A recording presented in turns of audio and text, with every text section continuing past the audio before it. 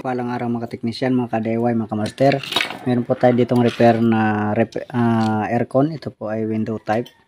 So ang kanya pong brand ay ito, Chigo. Yan. Chigo po ang kanyang brand. So medyo may kalumaan na rin po ito. So nung atin po itong nilek test nung hindi pa natin na epoxy ito, ay andito banda yung leak nya. So isisingit ko sa video na to ang butas. Tinanggal na natin yung wire. So kung mapansin natin, bali dalawa talaga yung butas nasa magkabila na to. Ito yung connection ng capacitor. Yan. Tapos ito yung line 1. Ayan o.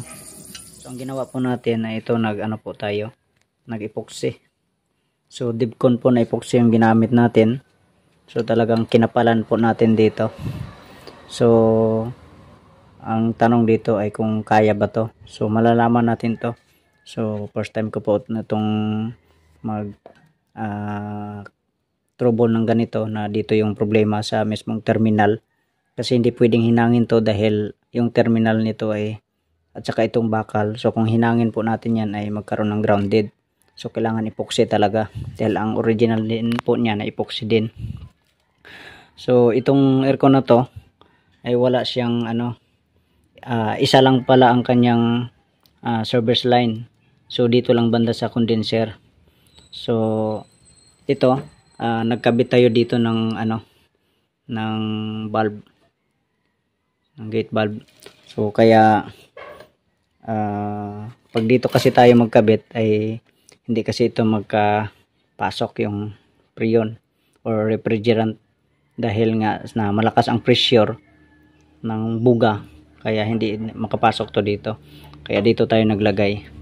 So ito nag-leak test tayo, nasa 250 PSI po yung ating kinarga, pero hindi naman bumabawas. Sa nagsabi ay wala nang leak. So kahit lagyan po natin yan, so nalagyan ko na to kanina kasi pag binasa pa natin uli ay baka magkaroon ng grounded. So nalagyan ko na to kanina nung wala pa nakabit yung terminal. So wala nang leak.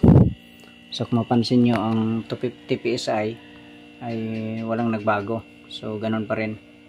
So ngayon mag vacuum tayo mahigit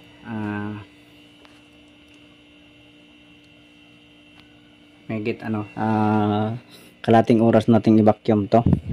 So ito lang yung vacuum natin. So sana ay kayanin ito. Okay, so sige,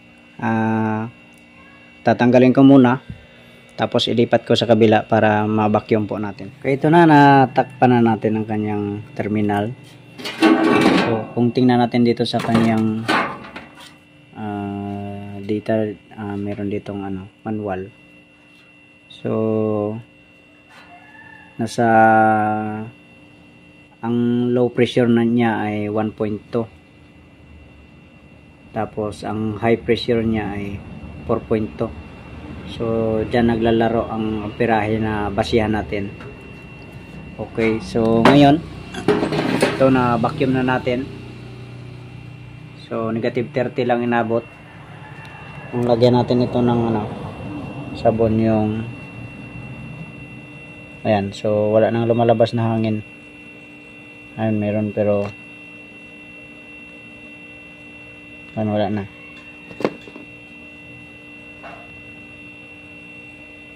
Yung konti na lang. O sige, ano pa natin, dagdagan pa natin kasi meron pang lumalabas. Okay, ito lagyan natin uli. Ayan, so wala nang lumalabas na hangin. Ayan, so ang gawin natin, tanggalin natin itong hose na to, lagay natin dito sa ating refrigerant. Ayan, tapos mag purging tayo dito, pasingawin natin dito mamaya. bago nga pala natin ilipat ay atin mo nang isara dito.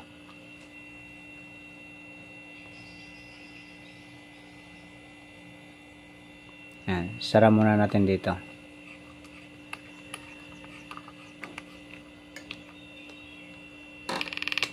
Yan. Tapos tanggalin natin ito.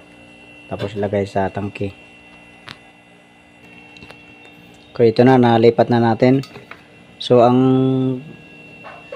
refrigerant pala nito ay R410A. So dapat nakataob ang ating tangke. Tapos mag-forging tayo dito, pasingawin natin. Open natin. Yan. So, okay na yan. Tapos, ito nakaabang na yung tester natin. So, isaksak na natin ng ano. Hindi, maglagay pala muna tayo ng initial charge, mga 10 PSI.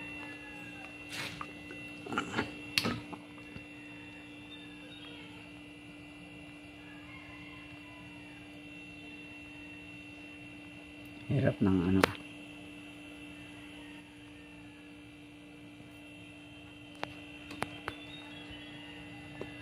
Ayan. So, buksan natin.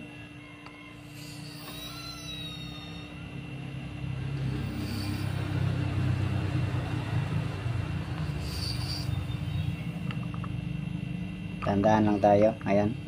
Nasa 20 PSI na siya. Okay, saksak natin ang unit. Ayan. Tumunog. Okay, power natin.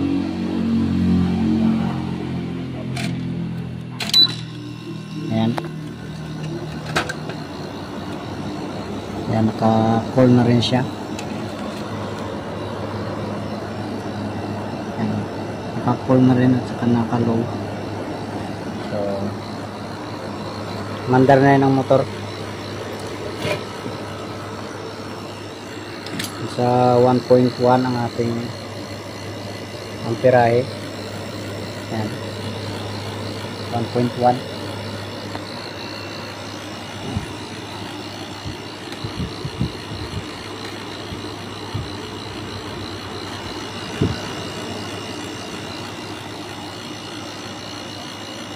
Okay, so magdagdag tayo, bumaba na sa, ibig sabihin pumasok ang ano,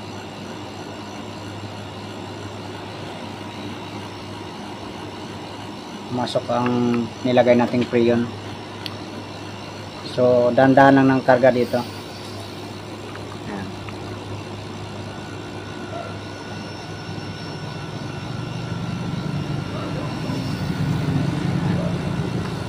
So sige, idahan-dahan ko lang ng karga to, tapos ipakita ko na lang mamaya kung hanggang saan ang ano natin.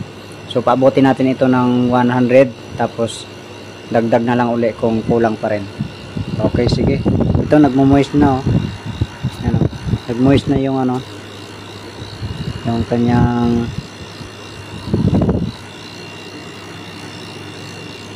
sige, pakita ko na lang mamaya sa huling video. Basta ganun lang, dahan-dahan lang na maglagay uli ng freon para hindi mabulunan ang ating motor.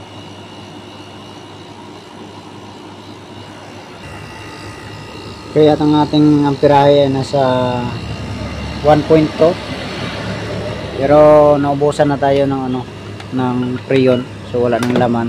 Kahit buksan natin dito, hindi na siya tumataas. Yan. So isara muna natin ito.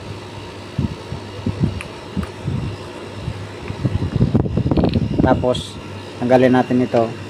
Lipat natin dito. Ito, may natira pa tayo. Hindi, R600 pala to. Hanap tayo ng isa pa. So ito na, nakahanap na natin. So ito itabi natin ay para sa ano rin yan, R600 din na mga motor. Okay, lipat natin ito lagay dito. So pag magtanggal lang nito ay tinatanggal ko muna ito.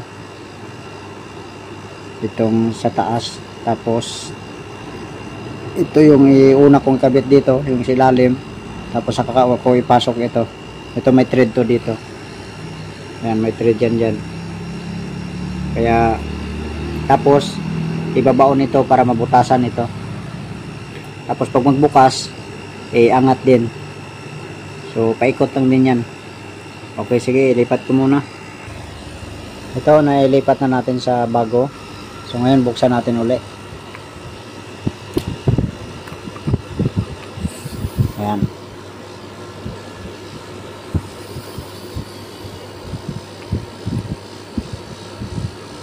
Ayan.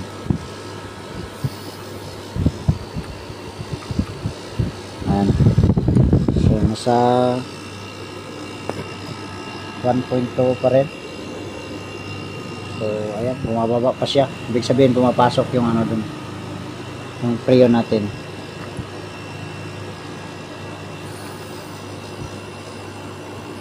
Ayan. So tubig, liquid kasi ang kailangan nito. Ayan o, maakyat. Oops, tidak tumasa. Ay, baliktad pala. Ayan. So nasa 1.5 ampere. Ayan. So nagba-vibrate ang ano natin, parang nabulunan.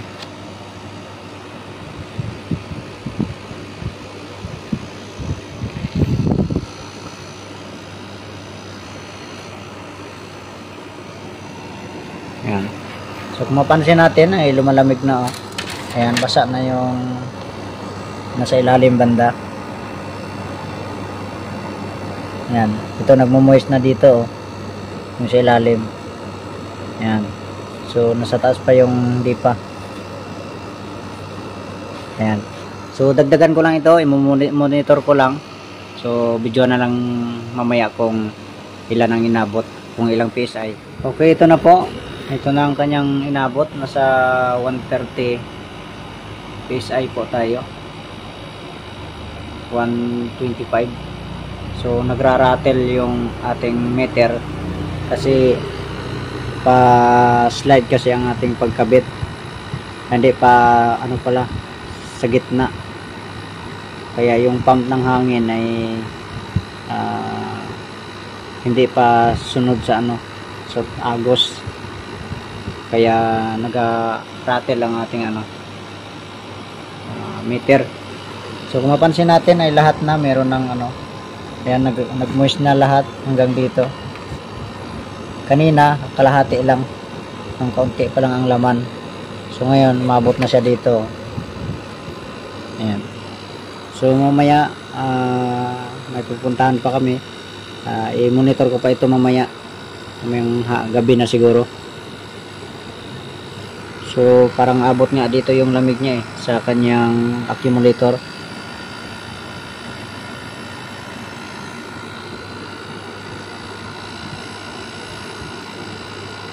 Ayan.